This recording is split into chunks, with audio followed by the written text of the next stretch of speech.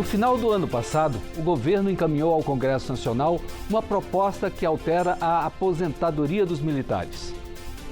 Hoje, as Forças Armadas têm cerca de 360 mil militares e o Exército Brasileiro, que é a maior das três forças, soma cerca de 212 mil militares, isso no ano passado.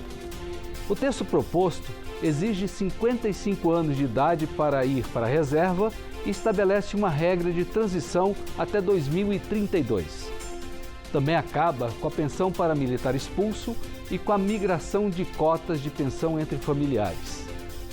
Eu sou William França e é para entender melhor essa proposta, que consta do projeto de lei 4.920 de 2024 e seus efeitos sobre os militares, que eu converso agora com os deputados General Girão, que representa o Rio Grande do Norte pelo PL, e Carlos Zaratini, que representa São Paulo pelo PT. Deputados, sejam muito bem-vindos ao Câmara Debate. Eu vou começar com o senhor, deputado Zaratini. Eu gosto sempre de fazer uma rápida leitura de uma biografia para que o nosso telespectador entenda por que da participação dos senhores aqui. O senhor está no seu 5º mandato consecutivo de deputado federal, é vice-líder do governo no Congresso Nacional e no ano passado era titular da Comissão de Relações Exteriores e de Defesa Nacional, isso porque as comissões estão mudando, a gente ainda não sabe a composição deste ano, né? Deputado, é necessária essa reforma da Previdência dos militares? É necessário porque nós precisamos fazer ajustes que são importantes para a gente ter uma situação equilibrada nas contas públicas, né? O governo tem feito um esforço muito grande. O ano passado nós tivemos um déficit muito pequeno, 0,09%, né? O governo tem como meta o déficit zero e exatamente a busca de ter também uma justiça perante os funcionários e principalmente os trabalhadores de todo o país, né? Ter de alguma forma uma equiparação. Então o objetivo desse projeto é garantir que as regras de aposentadoria elas se aproximem. A gente sabe a peculiaridade que é a aposentadoria dos militares. Ela é diferente da aposentadoria dos demais, porque no fundo o militar ele precisa estar o tempo todo, vamos dizer assim, na reserva, o que significa que na reserva pode em algum momento entrar em campo, né? Então ela é diferente, mas também nós não podemos ter diferenças tão grandes como as que existem hoje. Muito obrigado. Agora eu vou conversar com o nosso outro convidado, deputado General Girão. General, o senhor está na reserva do Exército Brasileiro, o senhor entrou para a reserva como general de brigada 2 estrelas, não é isso? Está no seu 2º mandato aqui na Câmara e até o ano passado era primeiro vice-presidente da Comissão de Relações Exteriores e de Defesa Nacional. Vou repetir a mesma pergunta. É necessária, deputado Girão, essa reforma da Previdência dos militares?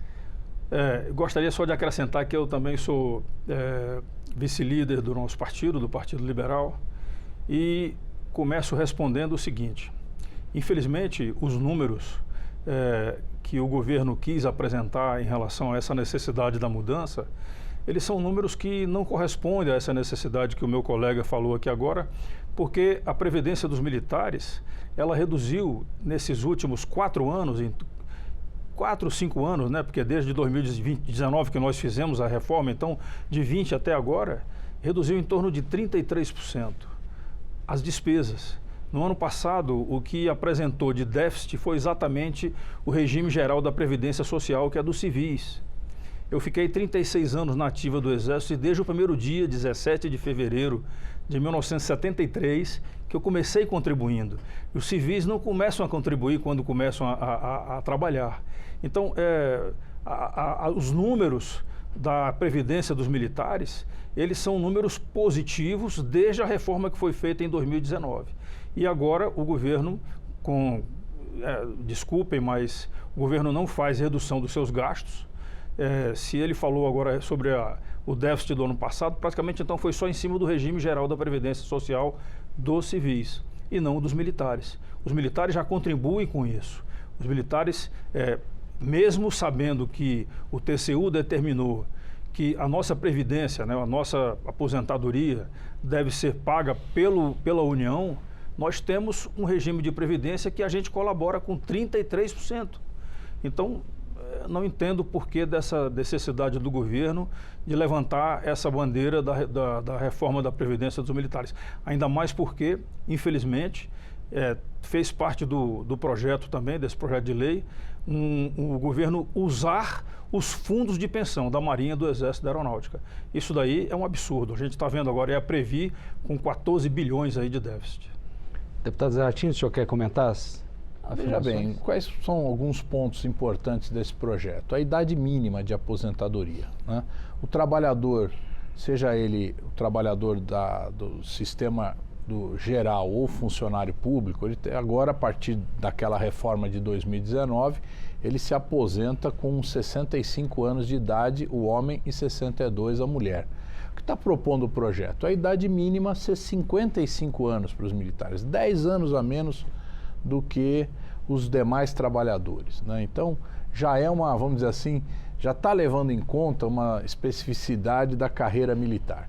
Segundo, a questão do militar que por acaso é preso por algum motivo, certo? Ele recebe aquele período que é preso hoje em dia e depois continua recebendo. O que está propondo o projeto? Que ele, durante o período que ele estiver preso, a família dele vai receber a metade do valor e depois que ele sair da prisão, cessa aquilo ali, porque evidentemente não pode continuar recebendo sem trabalhar e não estando mais preso, ele tem que voltar a trabalhar. Então, são propostas, né, que me parece uma coisa clara, que faz assimila com os demais membros da sociedade, os demais trabalhadores, né? Não estamos propondo uma coisa diferente disso.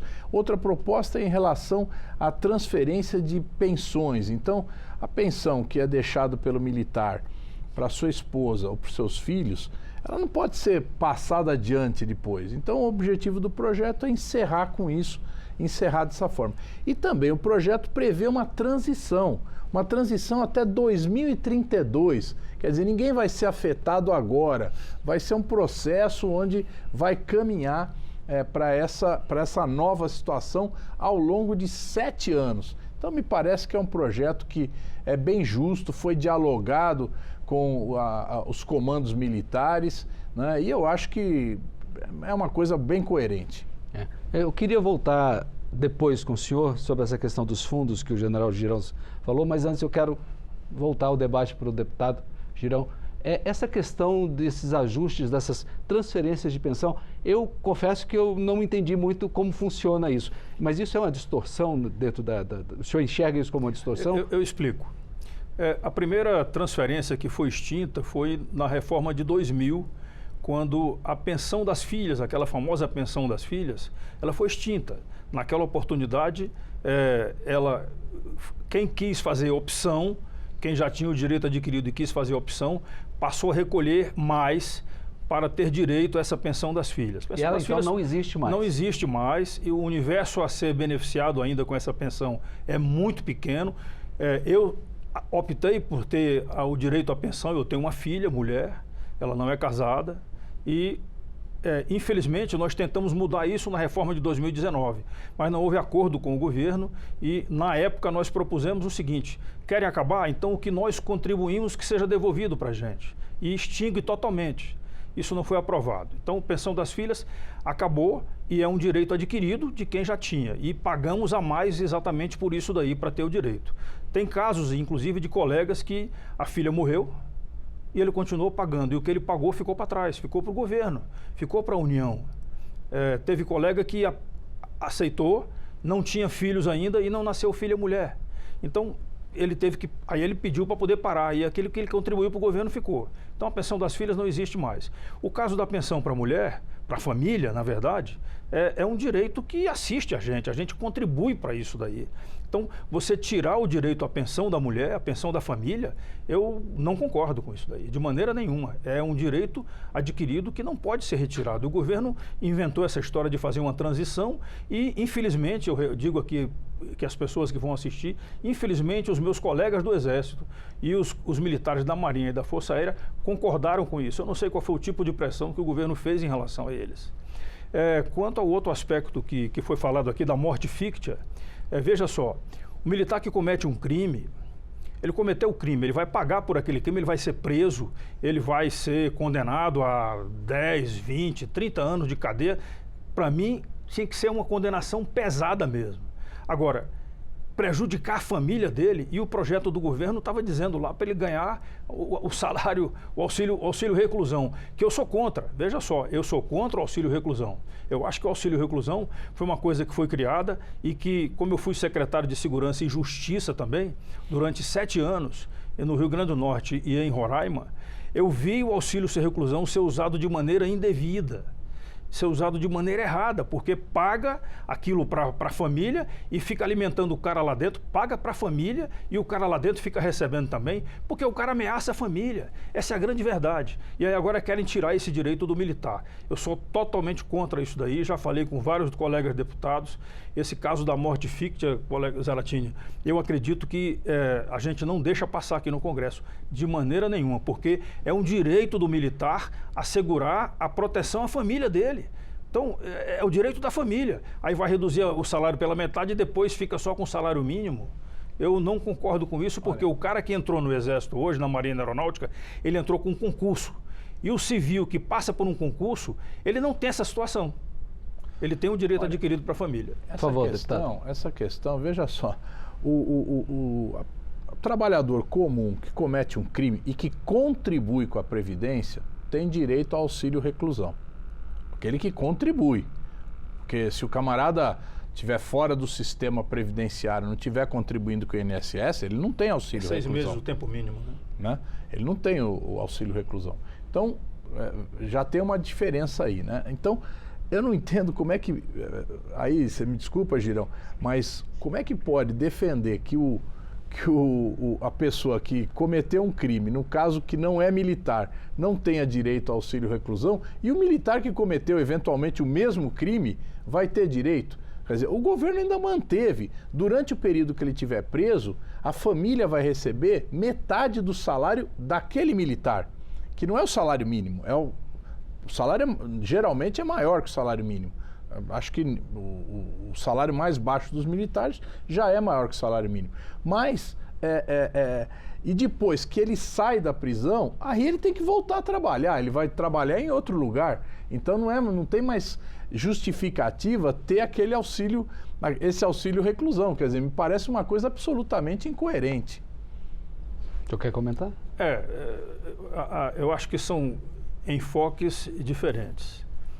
O auxílio reclusão tem sido pago já desde a criação dele e com certeza não vão acabar com o auxílio reclusão. São muitos os militares que recebem isso? Não, são poucos casos. Isso daí que o governo está insistindo para reduzir o déficit dele em função dos gastos que ele tem absurdos, gastos inclusive que nós não sabemos. Os gastos da Presidência da República, a gente não sabe. Um dia desses, agora aí tem uma documentação que está sendo cobrada do Ministério, perguntando quais são os gastos da primeira-dama. Isso é outro assunto. É outro assunto. Eu vou só pontuar aqui o seguinte. Uma coisa é o direito que nós temos, o direito adquirido, quando o cara passa num concurso, o trabalhador, que ele falou aqui, normal, ele não faz concurso público praticamente. É contratado para trabalhar sob o regime de trabalhistas. O militar que entra nas Forças Armadas, todos eles fazem um concurso público. Isso daí foi uma coisa que prejudicou muito a segurança das fronteiras. Por quê? Porque nós não temos mais o soldado ou o cabo velho que fazia a segurança da fronteira e que conhece as trilhas. Eu morei 11 anos na Amazônia. Isso daí foi uma grande vulnerabilidade nossa que atingiu a gente na década de 90 do século passado. Deputado, eu quero voltar. O deputado Girão citou uns fundos. O senhor podia explicar melhor que uso de fundos é esse? Eu não confesso que não enxerguei isso na reforma. Eu não localizei. Pelo menos eu li o projeto e não percebi isso. Talvez o... Eu também não encontrei, por isso que eu queria saber se... Eu achei até estranho, mas enfim... o Girão talvez tenha isso também está no projeto? Está no projeto inicial que o governo mandou. Aí houve uma rejeição nossa muito grande aqui, assim, nós reagimos, discutimos isso aqui no plenário e comentamos. Fomos ao Ministério da Defesa, porque a gente sabe que esses fundos de pensão, eles sustentam esses 33% que eu falei, que a gente contribui para a Previdência. Isso aí, bom, você está colocando que foi modificado. O projeto que chegou aqui Não tem isso. E realmente não é possível você usar um fundo que é privado, né, para resolver a parte da previdência pública. Então, o fundo ele é complementar, né, a aposentadoria que o trabalhador tem direito, seja ele trabalhador da CLT ou funcionário público ou militar. Então, aquele fundo é uma complementação, né? Todo funcionário público que quiser pode pagar um fundo, como todo trabalhador pode eventualmente pagar um fundo, certo? E esse fundo vai complementar a aposentadoria. Então, evidentemente que não é correto, e acho que por conta disso que o governo, né, alguém pode ter tentado colocar isso, mas o governo acabou mandando o projeto sem isso. Tá certo. Falando mandou o projeto chegou em finalzinho de dezembro e logo iniciou o recesso parlamentar. O Congresso Nacional está voltando às atividades agora em fevereiro. Ainda não há uma designação de rumo para ele. Dentro do governo, o senhor já está acompanhando, o senhor também, qual é a expectativa de que caminho ele vai tomar aqui dentro? Uma comissão especial e aí vai direto para plenário? E quando isso? O senhor poderia... Olha, essa é uma decisão do presidente da Câmara, né? Nós não sabemos exatamente o que o presidente vai fazer em relação a isso. Nós também queremos retomar a discussão sobre os salários dos juízes e promotores, do judiciário, né, que todo mundo estarrecido no Brasil com o volume de penduricalhos que estão acrescentados aos salários dessas categorias. Então, é necessário a gente ter uma discussão sobre isso. É lógico, isso aí é economia que a gente vai fazer, tanto em relação aos militares como em relação ao judiciário. Elas não resolvem os grandes problemas do Brasil, mas é necessário ter um certo comedimento, né? E as coisas terem uma justiça, uma coisa que seja mais próxima uma da outra. Não dá para tirar 100 mil, 200 mil de salário, 300 mil, como a gente está vendo. Então, é necessário a gente discutir essa questão do funcionalismo público. Então, são questões que a gente quer colocar na pauta. Vamos discutir com o presidente Hugo Mota como é que vai ser feito, mas ainda não houve uma decisão, pelo menos que eu tenha conhecimento. Da parte da oposição ao governo, já que o senhor representa o partido da maioria dentre a oposição. Nós já pedimos ao líder do partido, do PL, que, se possível, nos concedesse a relatoria do projeto, para nós que temos um conhecimento um pouco mais aprofundado, podemos trabalhar nisso daí. Mais uma vez, eu insisto, a Previdência dos militares, ela não é deficitária e o governo precisa fazer cortes nas suas despesas para chegar a essa conta, tentar zerar esse déficit que ele tem aí, que a gente não sabe nem qual é o valor exato do déficit. Não, fora isso, exato dá para saber, isso aí se sabe. São contas públicas, tem um Tribunal de Contas, isso aí está muito bem claro. Aqui existe uma discussão, inclusive, sobre essa questão do déficit, que alguém fala, não, mas não foi 0,09, porque teve o Rio Grande do Sul que não está computado. Mas essa casa aqui e o Senado aprovaram a excepcionalização daquele gasto no Rio Grande do Sul. E em relação às secas também que aconteceram, o combate aos incêndios. Então, isso aí foi aprovado que estaria fora da conta, né? Por quê? Porque é uma situação excepcional. E é bom que o telespectador que está nos assistindo saiba disso. Quer dizer, porque às vezes fica a própria mídia, a imprensa, não, o déficit foi muito maior. Não, aqui foi aprovado, nós vivemos duas situações excepcionais e essa casa aprovou que houvesse essa retirada da conta. Ou seja, que a gente vai ter que fazer um outro programa.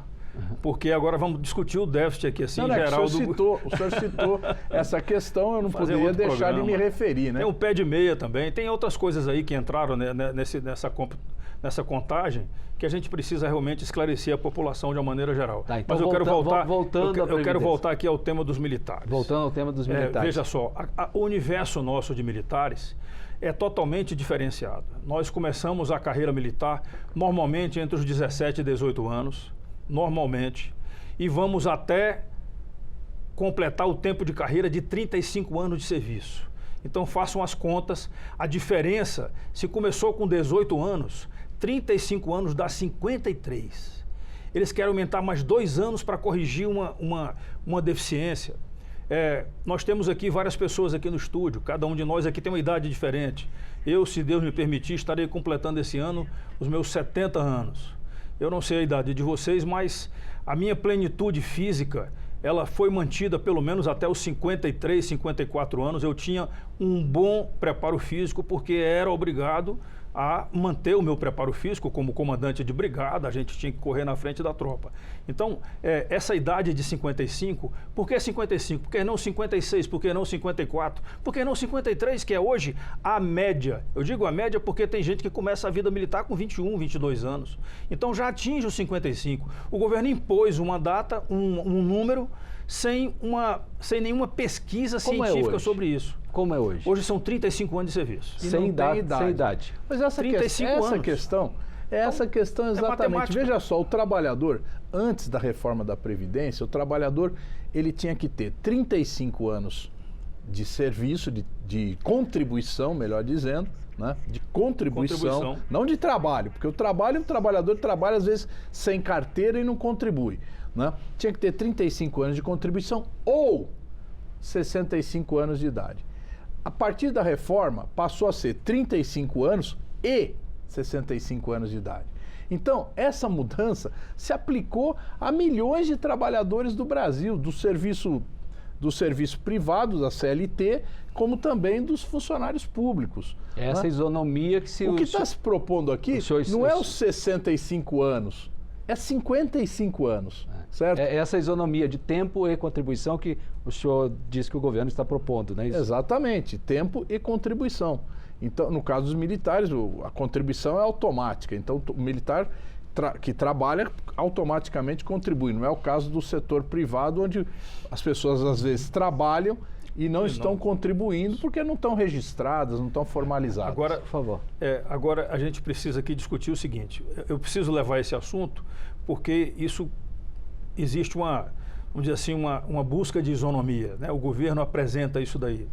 Eu lamento dizer para vocês que isso, para nós e toda a categoria nossa dos militares, nós estamos entendendo isso como sendo um revanchismo do governo contra os militares, em função talvez da época que o presidente Bolsonaro era presidente e chamou muitos militares para colaborar no governo dele. É um revanchismo, por quê? O que é que a categoria nossa profissional nós não temos e o trabalhador normal tem? Primeira coisa, insalubridade, hora extra, direito à greve, paralisação. O militar tem disponibilidade integral. Eu comandei fronteira, trabalhei 11 anos na fronteira. Disponibilidade integral significa o quê? Que você tem uma mochila pronta e a qualquer hora você pode sair para uma missão, independente da situação. Sai para a missão. Então, querer igualar o militar ao trabalhador normal, me desculpe, Zaratini, mas... Não estamos igualando. O trabalhador normal é 65, não. O militar 55. Sim, mas vocês estão querendo subir isso daí para igualar a idade. Não, era 65, mas é melhor deixar 55. Desculpe, é a minha opinião, é a opinião de muitos colegas, que é um revanchismo. Eu só quero dizer mais uma coisa. A gente precisa não deixar que isso aconteça. A gente já está caminhando para o final. Eu só quero dizer uma coisa, não existe revanchismo nenhum. A bancada do PT no governo Bolsonaro votou favorável à reforma que foi encaminhada pelo governo Bolsonaro em relação aos militares. Nós votamos favorável, inclusive dialogamos com o comandante, o general Fernando Gomes, ministro da Defesa. Antes foi comandante do Exército. Isso. General Fernando, agora me faltou o sobrenome dele, né? Mas nós fizemos várias reuniões e a bancada votou integralmente a favor. Então não existe nenhum revanchismo do PT ou do governo em relação aos militares. Nós só estamos querendo que haja mais justiça no tratamento dos trabalhadores. A gente está caminhando para o final mesmo do programa. Eu queria rápidas considerações finais. O embate, a conversa vai ser animada, né, deputado Girão? Para encerrar. Eu encerrando? Bem, eu quero dizer para vocês que essa discussão a gente vai ter na Câmara também, se Deus quiser, no plenário da Câmara, e vamos levar isso para não permitir que haja uma mudança. O que poderia ser mudado e que prejudicou muito os militares foi mudado em 2000 e foi mudado em 2019. Prejudicou sim porque algumas categorias não foram beneficiadas com um mínimo reajuste para que o aumento na pensão militar e o não desconto do plano de saúde nosso viesse a permitir que as pessoas tivessem redução salarial. Fora isso, não concordo e deixei claro aqui meu ponto de vista sobre a não concordância. Para encerrar, deputado Zaratini. Só realçando que as duas datas que o Girão falou aqui, 2000 e 2019, não era o PT que governava o Brasil. Muitíssimo obrigado pela participação dos senhores aqui nessa conversa que está começando agora e já convido os senhores a retornar assim que possível, quando tiver mais avanço no texto ou a gente estiver próximo das votações. Eu conversei com o deputado General Girão, do PL do Rio Grande do Norte, e com o deputado Carlos Zaratini, do PT de São Paulo, no Câmara Debate que tratou da proposta do governo para a reforma na aposentadoria dos militares. Quer acompanhar mais debates como esse? Acesse o nosso portal da internet, câmara.leg.br, e também as nossas redes sociais. Para rever e compartilhar este programa, busque o canal da Câmara no YouTube. Muito obrigado por sua atenção.